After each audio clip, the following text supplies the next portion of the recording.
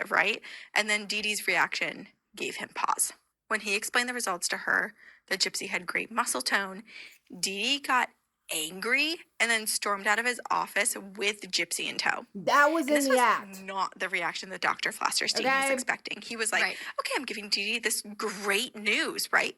Her daughter is actually healthy. This is so amazing. Which DeeDee could have said, like, oh, I do a lot of therapy with her or PT and all these things. But no, she was like, that's not the diagnosis I wanted to hear. In the act.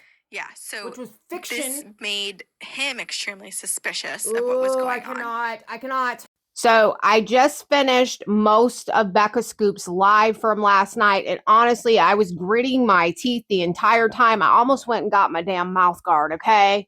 And I fully appreciate Becca Scoops for clocking it and clocking the truth, because this is craziness. So that is a reel that is still up by Crime House on Book of Faces. They have about 955 followers over there, but I'm assuming their biggest platform is YT, where they have 30,000 followers and 267 videos. And they just blatantly got up there and lied. So I want to ask you, Crime House, did you guys go look at the crime scene photos? Because you are sitting here spreading lies. Becca Scoops has just been clocking them left and right, and then videos have been deleted like that.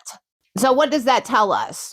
I'm still reeling from the Michelle Cuervo thing. And then here we have another one jumping on that bandwagon. What is wrong with you guys? This woman was literally stabbed in her back while she slept. And you guys are sitting on here making up all these lies, saying that she was running from the law and she was mad and upset when Gypsy wasn't diagnosed with cancer or in remission. And we don't even know if she really had the leukemia or not.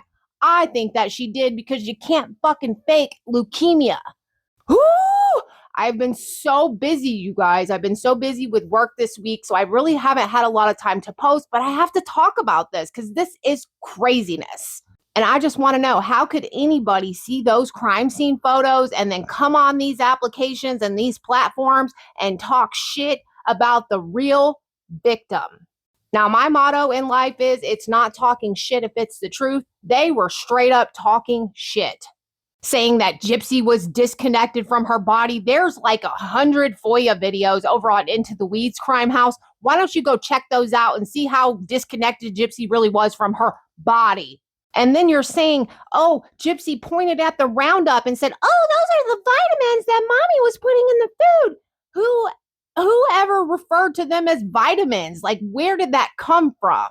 Well, you guys know my theory already, and I've had to prompt Alex 2 times to make my Gypsy Rose script. I haven't checked it today, but again, once that comes up, I'm going to read it to you guys so we can confirm if that's where they are getting this information from, the AI, which is pure laziness. It's not journalism, and it absolutely ain't true crime. I am pissed. I'm going to show you guys a couple more clips from Becca Scoop's live, because of course they've already deleted the original video. I don't even know why they still have that reel up over there. But so you guys can see the ridiculous BS that Crime House is putting out about DeeDee Blanchard. When you decide to enter the DeeDee verse, we're going to clock your shit. And I don't want to deter other creators from talking about this case, but I want you to put out what is factual, put out what we have evidence to prove that is real. Gypsy Rose started getting her own period, her first cycle, when she was 13. And she was terrified because, going back to the education, Gypsy Rose did not have, and already the sexual education is not great sometimes, but she had never learned about her period or what it meant or how to handle it. It's a Carrie moment. It really is. This poor girl was so disconnected from her body. Y'all watch too many movies. It was a Carrie moment. What? Rod, DeeDee, and their baby girl would be a happy little family and live happily ever after, right? Wrong. Shortly after bringing Gypsy Rose home, Rod Blanchard turned 18.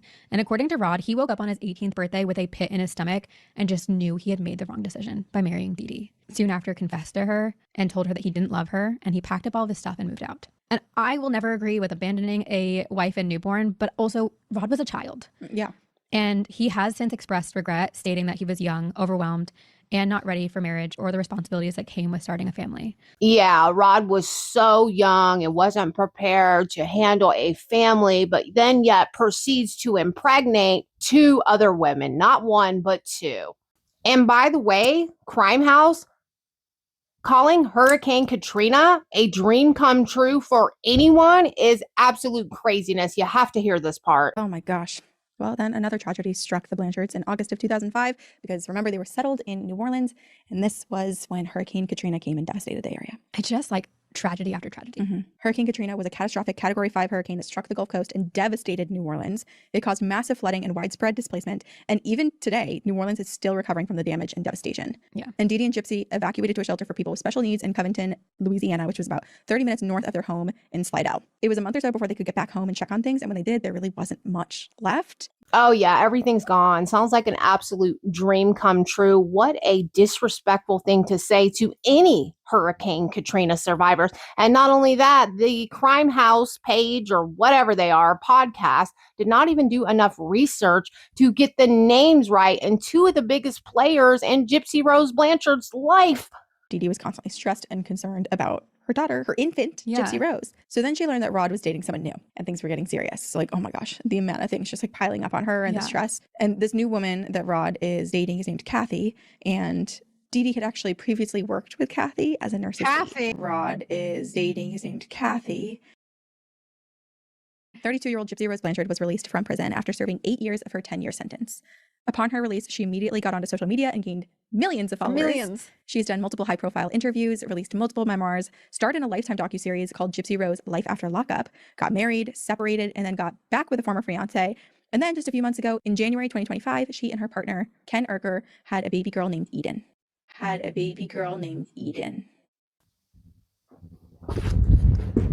done. I quit. These broads have to be using AI.